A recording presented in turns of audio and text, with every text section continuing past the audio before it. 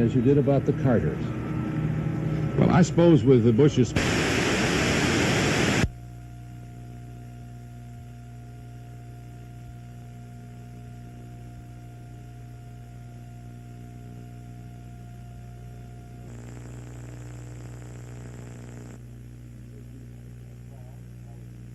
because of his absence, and so she's a strong, intelligent, independently minded woman who has her own set of friends here in Washington, as so many political wives do. And 5 very successful children, and she says that she raised them, I think I've got these figures right, in the first 16 years of their marriage they had 17 separate places to live. And I think that's a trial that a political wife, we spend too little time thinking about how difficult things can be for them. It hasn't been easy for Nancy Reagan with Ronald Reagan on the road as much as he's been on the road.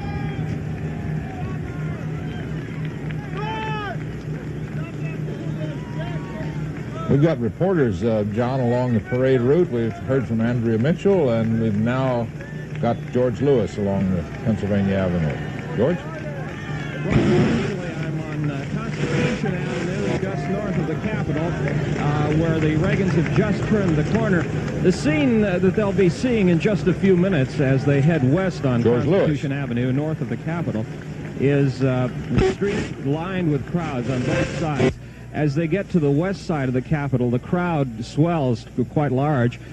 It'll be a few minutes before they get there because the parade is behind the bands, heading at about march speed, so I imagine we'll be averaging about 2 or 3 miles an hour as we go down Constitution and then turn on to Pennsylvania Avenue en route to the White House. And very enthusiastic crowds waving at the Reagans and the Bushes as they go down, heading toward the White House. Roger? Well, it's me. Thinking about that photo truck that you see right in front of the Reagans,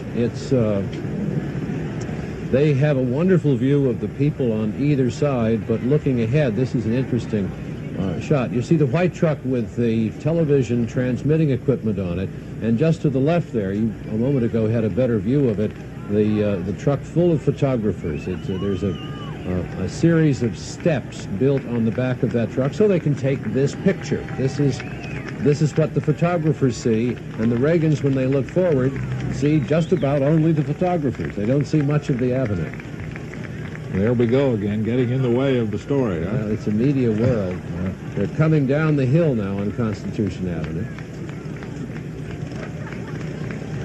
And while they're going at this marching pace,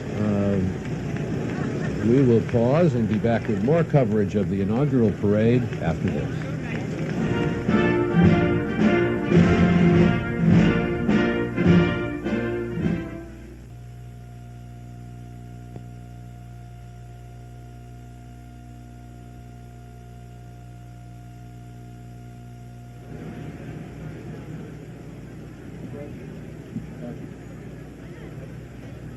And there you see the George and Barbara Bush, the new vice president, and his wife. There to the left of your screen, Mr. Bush's familiar wave to the crowd. Stop draft registration, it says. Keep your promise. Anti-draft people talking to, trying to get a message to the president, new president. And there you see now coming down off the hill with the old Senate office building in the background there to the left, the presidential motorcade. Behind us on this picture is the phalanx of motorcycles and other troops which are leading this parade. The parade has assembled at various points along Pennsylvania Avenue and will just tuck in behind the president as he comes along. A lot of people out, cloudy, but not cold at all.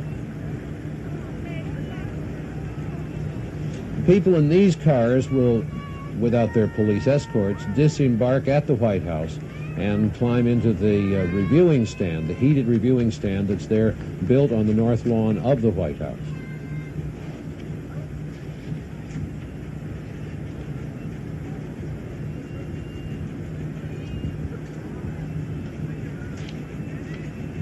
And a view of the west front of the Capitol, dimly seen in the background there, the stand on which the President took the oath today.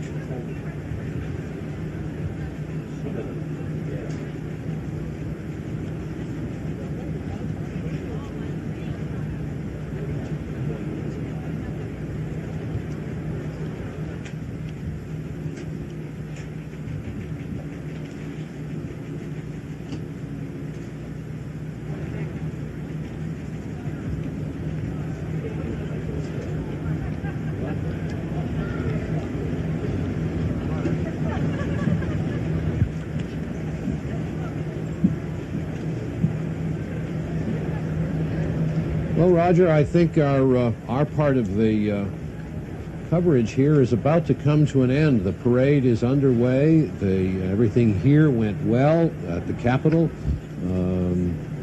It's been a pleasure working with you. That has been nice, John. I've heard so much about you and how terrific you are and how much you know, and every bit of it came true. Come back anytime. All right. We will be turning over now in just a moment after one or two brief announcements to Tom Brokaw and Jane Pauley, who will be handling the parade. We'll be back with a very complicated nightly news tonight, I'm afraid. We don't know exactly where the hostages will be when nightly news is on the air, but you might have a look in. We'll have all the news on the hostages and a recap of the events here today. And then this evening, wherever those hostages are, NBC News is going to be making its main effort to bring you as quickly and as fully we can the story of their rescue, of their return to freedom. We're not sure when or where that will take place, but we'll do our best to bring it to you. So for Roger Mudd and me here at the Capitol, thank you very much. And now over to you, Tom and Jane. Thank you, Roger and John, for warming up the day for us, so to speak. And it is getting a little warm in here, although it's a little overcast down at the White House, where we are expecting President and Mrs. Reagan anytime. They'll be in the reviewing stand right across the way. The family is already there. I've been watching. Is that the young Cameron Reagan? Is that the child of Mike Reagan, who would be Ronald Reagan's only grandson? Has been making laps back and forth in front of the glass there. Also in the reviewing stand, awaiting the arrival of the President and Mrs. Reagan, are all of their friends and the very powerful people, the members of the cabinet. From the A to Z, as near as I can figure it from over there, is Ambassador Ann Armstrong to Jerome Zipkin.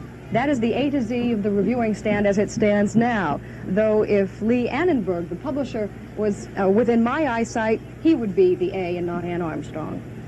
We are seeing the traditional route of presidents who have been inaugurated coming down Pennsylvania Avenue from the Capitol to take up their post to review the parade that has been organized for them, and then to take up their powers and their residency at the White House.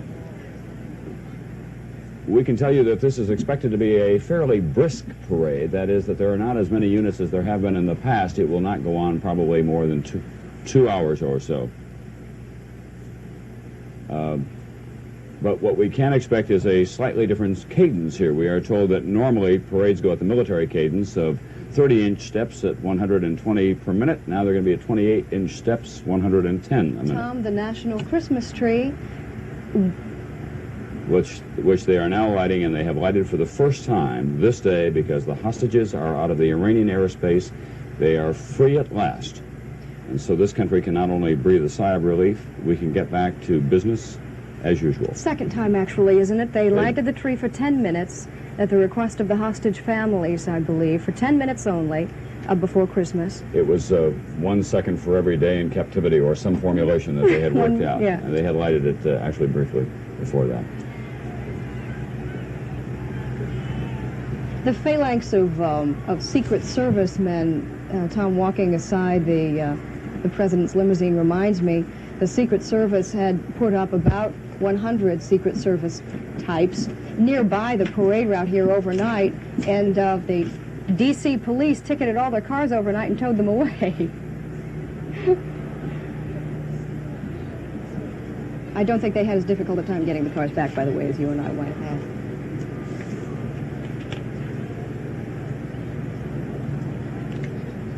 This is a part of the job that people who arrive at this station in life have had lots of practice for, because they have, in most instances, run very arduous campaigns where the motorcade is an integral part of American campaigning, of course. We'll be back with more coverage of the inauguration of Ronald Wilson Reagan right after this word.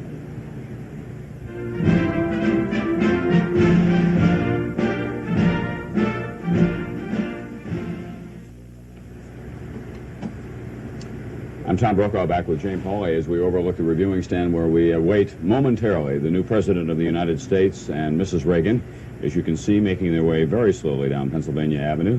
They will be greeted in the reviewing stand by the new members of his official family and the old members of his personal family, including his grandson, his brother Neil, and Dr. Loyal Davis, who is the father of Nancy Reagan, someone that we haven't seen very much, but he was a great influence on her life, we are told, and somewhat of a political influence in the life of her husband, Ronald Reagan. That, Tom, to belabor the obvious, is Reagan Red, which we have seen all over town, advertised in store windows. Nancy Reagan's favorite color, they say. And for television, she couldn't have chosen a better color. Watching her throughout the coverage this morning, a wide shot with 100 people, 1,000 people, you see Nancy Reagan because of the bright red dress. Out there among all those people lining this parade route is NBC News correspondent George Lewis. George? Yes, Tom, I'm riding in the parade. We're being told now to move it up, so maybe we'll be heading your way a little faster now. As the parade winds down Pennsylvania Avenue, Ronald Reagan is looking at enthusiastic crowds on both sides, some of them waving their state flags. A few demonstrators here and there, some demonstrating on behalf of the Equal Rights Amendment, others belonging to pacifist groups, but primarily people just here to sightsee rather than to demonstrate, to wave at the new president and his wife, and the new vice president and his wife. John Chancellor reported a little bit earlier that the temperature was 56 degrees. It seems to have cooled down a bit since then. The clouds have come out. It's not quite as sunny as it was before. So it's a little bit brisk for Mr. Reagan as he waves to the crowd without an overcoat on, Mr. and Mrs. Reagan there. And as far as we can see, it's just wall-to-wall people. We had a rehearsal a couple of weeks ago for this event, and some of the cars that were involved in the presidential motorcade tried out the parade route, and the streets then were absolutely devoid of people. But now they're crowded all around, looking for a good vantage point, some of them perched atop statues on the sides of the streets. And that's what Ronald Reagan is seeing as he and Nancy go down Pennsylvania Avenue. I'd say we're averaging about 3-4 miles an hour. That should get us to the White House in about another 15 or 20 minutes. The parade route is just a little over a mile long, 1.2 miles long. And there you can see a magnificent view of the Capitol in the background as we head sort of northwesterly on the route that will take us to the White House.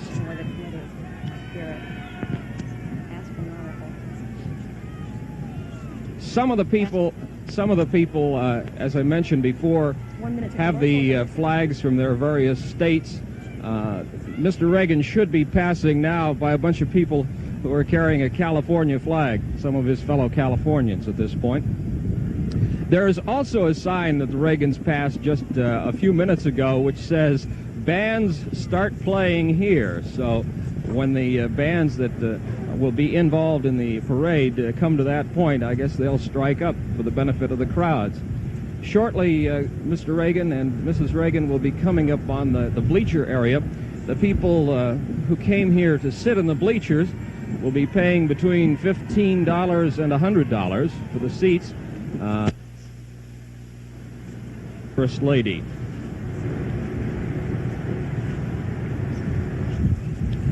As I said,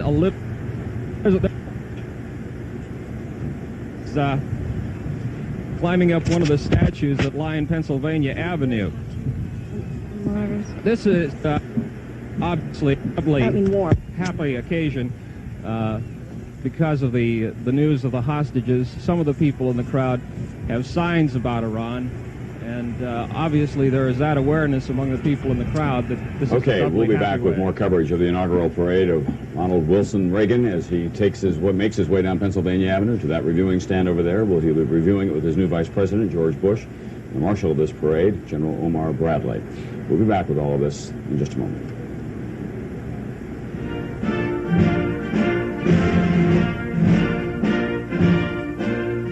NBC News continues its coverage of the inauguration of Ronald Reagan, brought to you in part by Johnson & Johnson, where quality products for the American family have been a tradition for generations, and by Polaroid, makers of the revolutionary new Time Zero Supercolor, the world's fastest developing color film.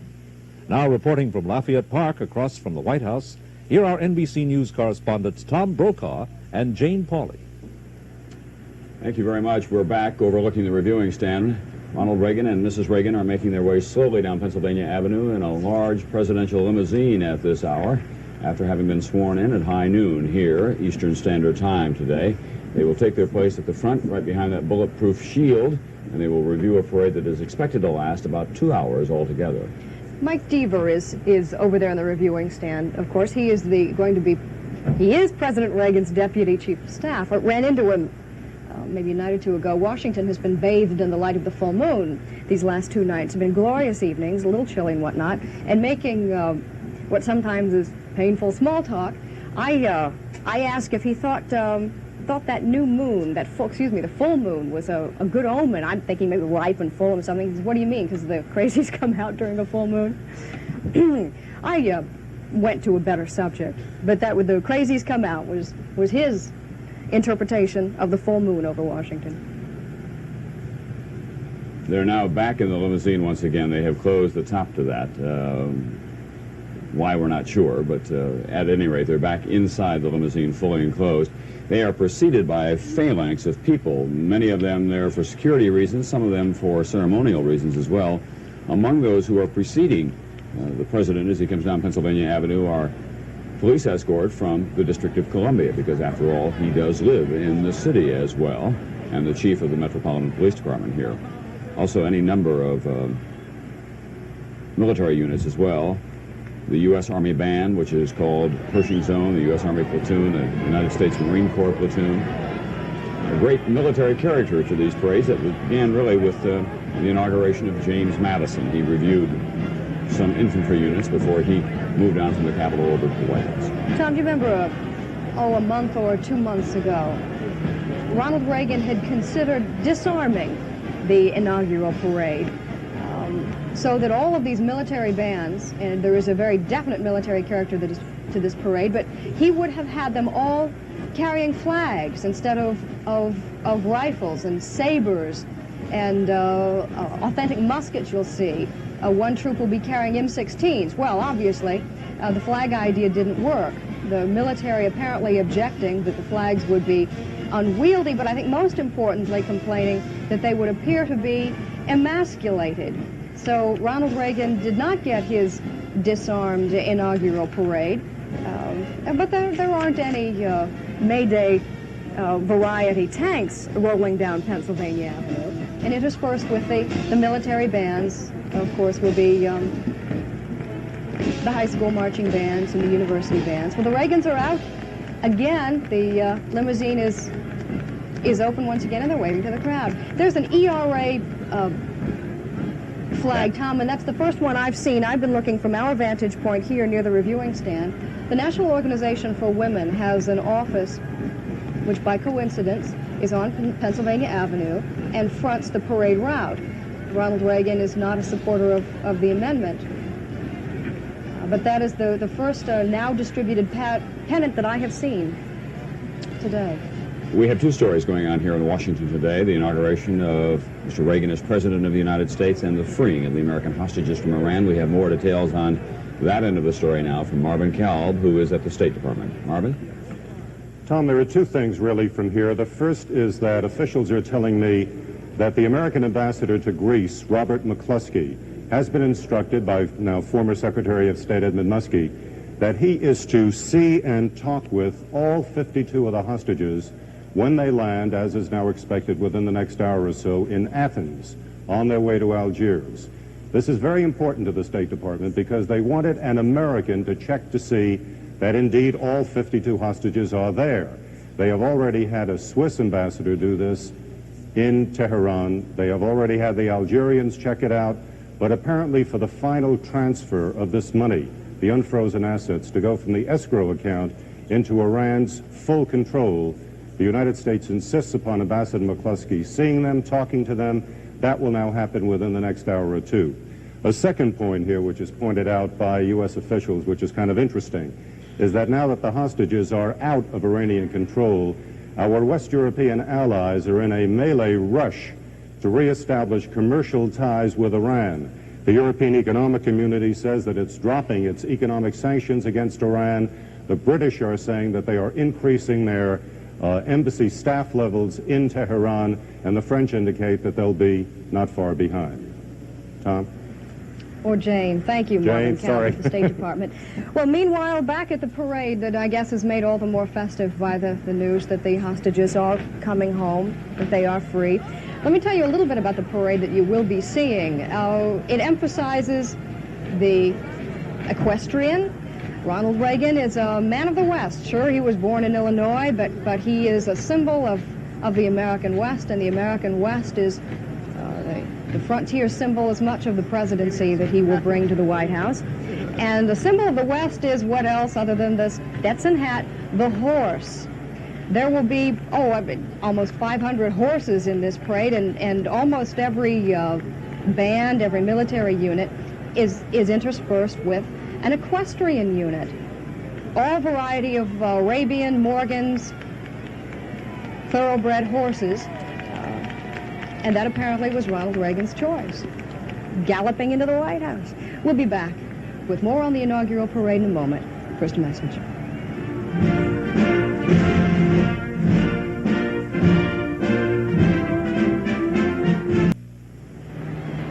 We are back at the parade route. You see the President and Mrs. Reagan standing in the limousine waving to an enthusiastic crowd. 25,000 bleacher seats available, but you can assume that 1 million or more people will be lining the streets, either in the bleachers or standing, to catch a glimpse of the 40th President of the United States and Nancy Reagan.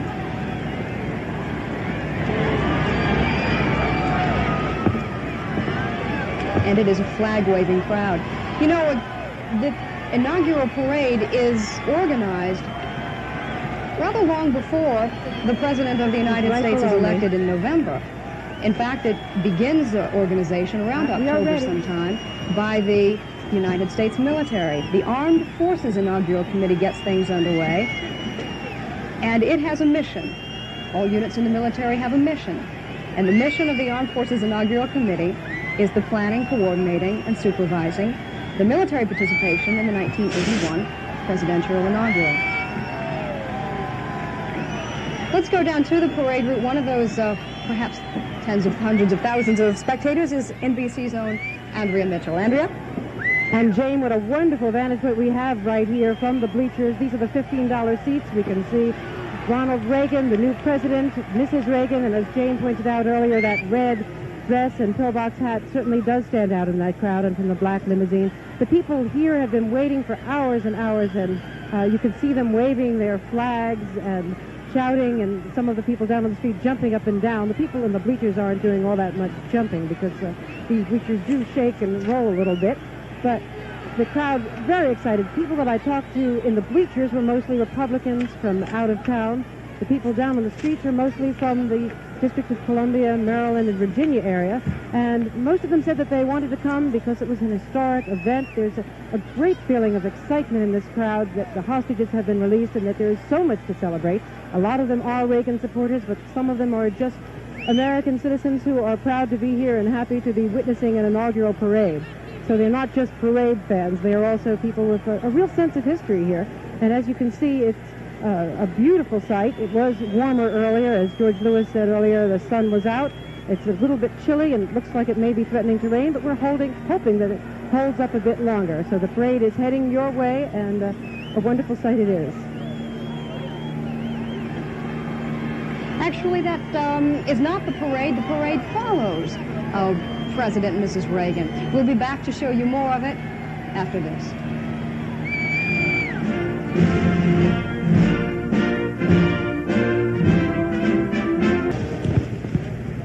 Well, we're back along the parade route, and we're watching the reviewing stand in addition to, well, frankly, the reviewing stand is what Tom and I are seeing live. We're watching the parade on television like you are.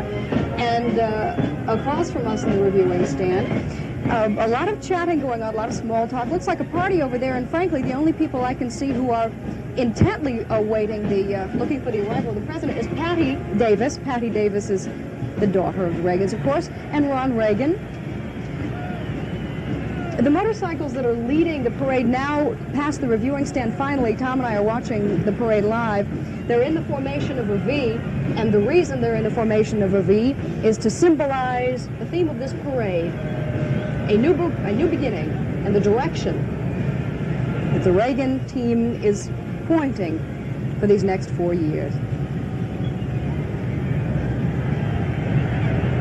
You are looking in the front row there, that's Neil Reagan on the right, on the front row. That's the president's brother. He has said that he's going to be totally out of sight for the next 4 years. He's not interested in being a famous presidential brother. Now you're seeing some of the military units that have been accompanying the president down Pennsylvania Avenue. They'll be drawing up in front of the White House here momentarily.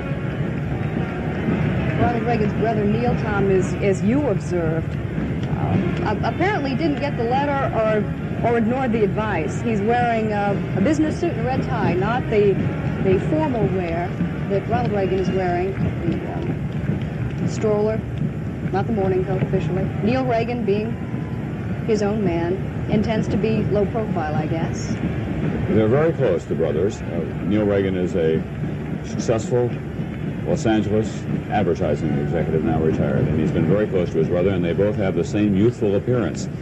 Neil Reagan's about 2 years older than Ronald Reagan, who is 69 to be 70 on February 6th.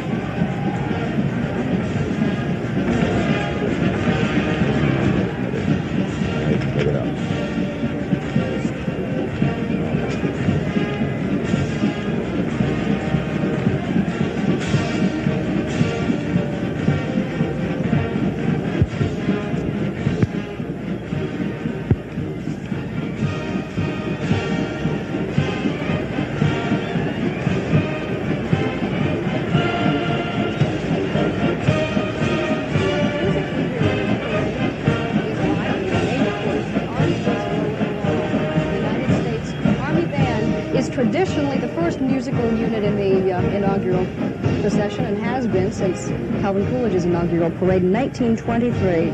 I believe the correct title is The Caissons Go Rolling Along. Or maybe it's The Army Goes Rolling Along. We've got... At least we know the words to the song, Tom. That's right. Called Pershing Tone. Reviewing stand appears to be going in time to the music. Those are American flags being waved back and forth rhythmically.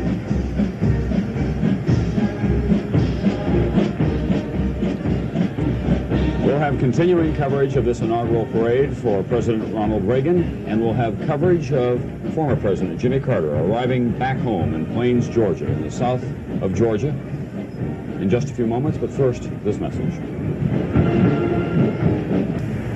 Hello, we're back. Jane Pauley trying to take a look up Pennsylvania Avenue for her own vision of President and Mrs. Reagan coming down that famous Why, I believe avenue. it's George Lewis, Sam Donaldson, and... oh, I'm sorry. That's Ronald Reagan. You'll begin to hear the more rusty cheers along the parade route. These are the people who worked hard for Ronald Reagan and paid for their seats, up to $100. for the seats that are closest to the presidential reviewing stand.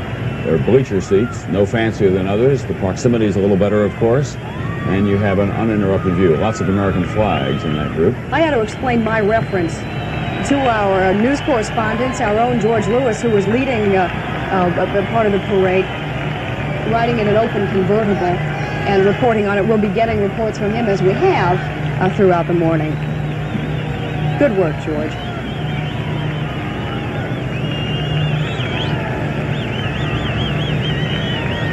The president seems to have spotted someone that he knows in the crowd that he's waiting to.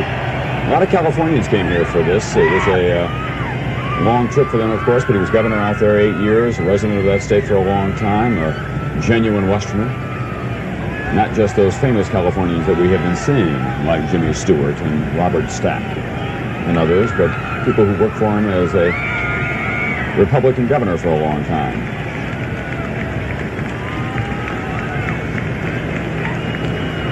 Now he is drawing abreast the reviewing stand, as you can see. Those, some of the newly most powerful people in the world, and soon to be among the best known in this country. Familiar faces to us, just beginning now. Members of the cabinet. Ronald Reagan, Secretary of Treasury. James Watt, Secretary of Interior. Alexander Haig, Secretary of State. William French Smith, Attorney General. Today, cheering the man who put them in their post, Ronald Reagan. And then some faces who have been here before, too, in that reviewing stand.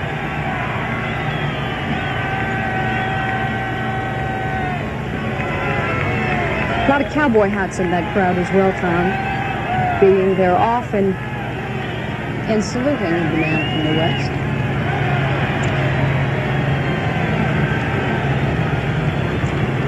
Pretty well reached the end of the parade route for President and Mrs. Reagan now at 17th and Pennsylvania.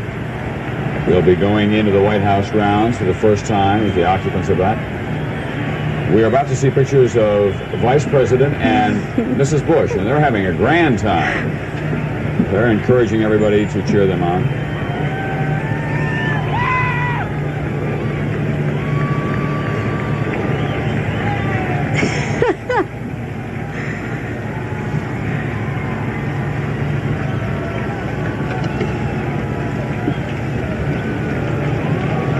For those of you familiar with Washington, that's 17th and Pennsylvania, that next intersection up there, and on the left is the old Executive Office Building.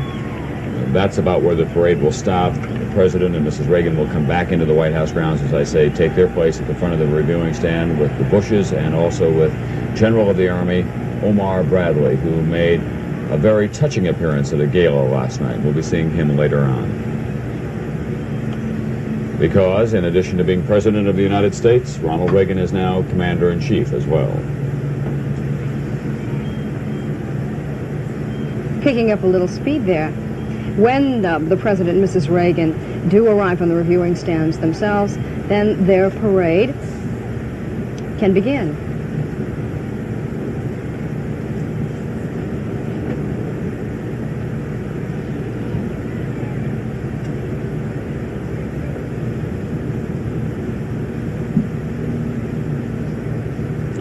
The new President of the United States, the 40th